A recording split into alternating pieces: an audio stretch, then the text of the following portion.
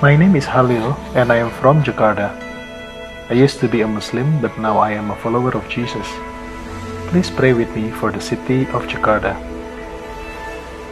Father, we thank you for what you have done to Jakarta as the capital and largest city of Indonesia, the largest Muslim populated country in the world, a house for 10,000 mosques.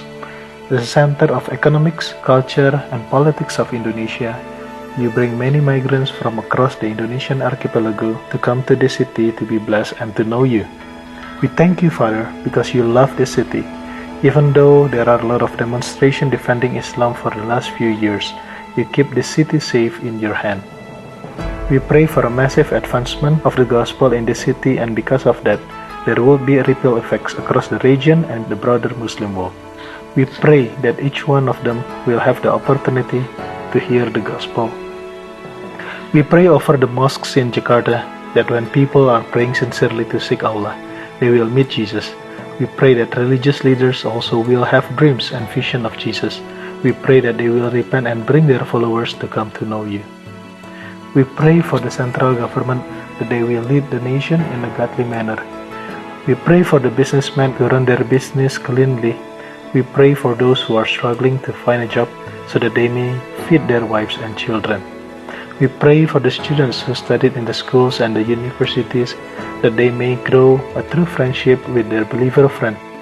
We pray for the workers who are struggling, who spend 2 to 4 hours each day to go to work, that they will still have time to pray and to hear your voice every day. We pray for the patients in big hospitals in Jakarta that you may bring healing to them so that they will glorify your name. We pray for those who are struggling with poverty that they may come to see you as their source of blessings and all their hunger and thirst will be fulfilled in you.